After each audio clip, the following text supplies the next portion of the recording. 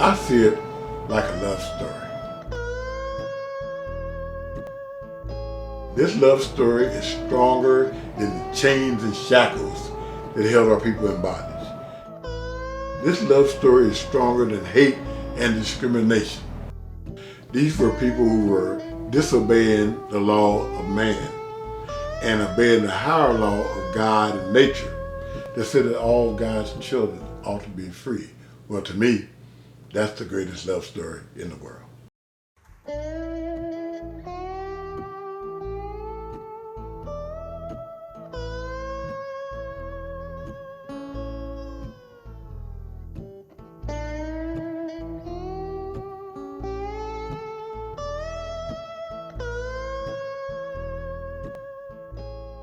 Quakers down here were in a slave culture. It was against the law to free your slaves. But they tried different means of doing this legally. Churches, church bodies, religious organizations could hold property. So Quakers were encouraged to turn title of their enslaved Africans over to the yearly meeting. So at one point, North Carolina yearly meeting was the largest slave owner in the state. They held title to 700 or 800 Africans, but for the purpose of letting them be free. As one after another legal means to try to address this system failed, then they had to turn to illegal means.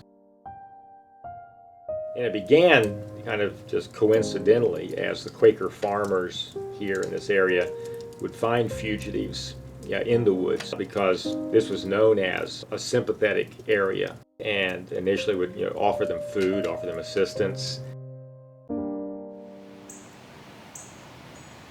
That began to be an organized system.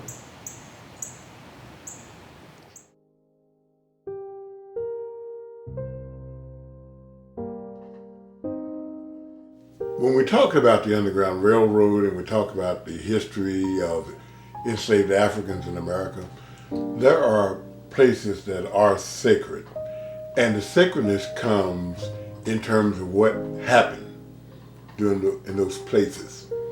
In these places, not only were people been born and died, but died in these places. So our very essence of our lives are rooted to these places.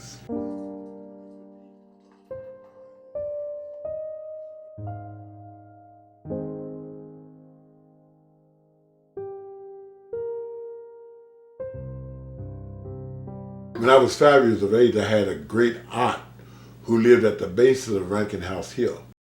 And my mother would take us down to visit her. And on one occasion, she actually walked through the woods up to over 100 steps up to the Rankin House with us. I'm 5 years old trying to keep up with my mother. When we got up to the house, she set us down on the floor of the Rankin House and told us the story about how our ancestors had come across that chilly Jordan, that Ohio River. They would say the Jordan River is chilly and cold. It chills the body, but not the soul. And told us this story of how they had escaped through the hills and the valleys, that is our ancestors, and how they had come across the frozen Ohio, how some had swam across. And then they had walked those same steps through the same paths that we had gone on. That made such an impression on me as a 5-year-old child. I sat there and looked out that door and I said, our people are something else. And I never forgot that story.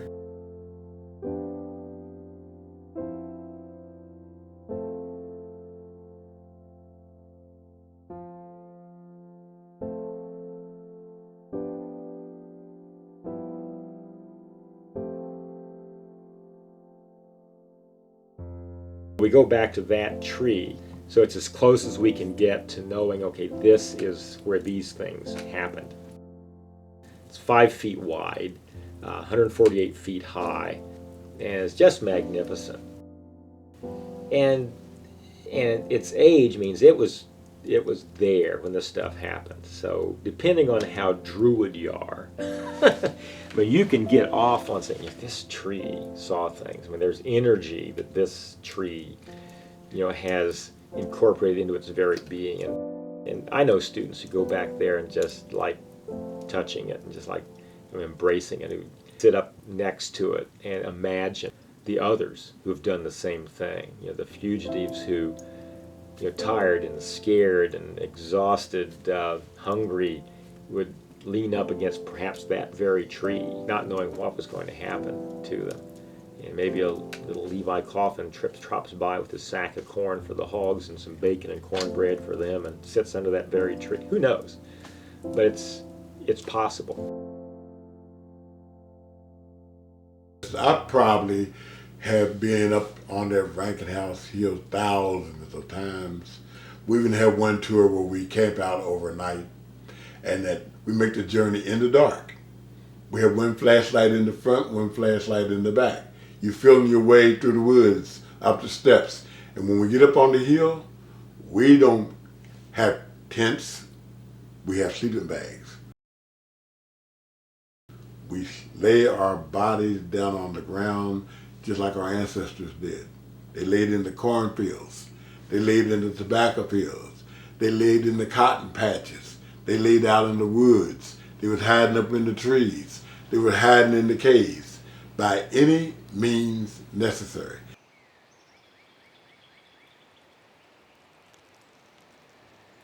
And the problem wasn't just you had these slaves that were trying to find their way to freedom.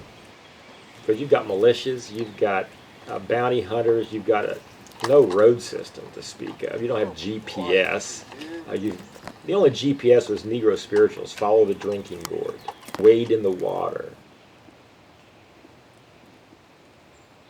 Well, I'm tramping, trying to make heaven my home. Well, I'm tramping, I'm trying to make heaven my home. I journeyed through the wilderness all night long, trying to make heaven my home. I said, come on, chillin', help me sing the song. I'm trying to make heaven my home. That's a cool song. Tramping meant I'm traveling. Trying to make heaven my home meant trying to get to Canada. Journey through the wilderness meant I'm traveling under the cover of darkness so the patrollers can't see me and catch me. Trying to make what? Heaven my home.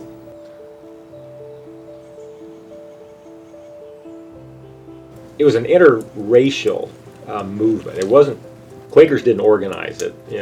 They did in this spot, but Quakers were partners with African Americans and other abolitionists.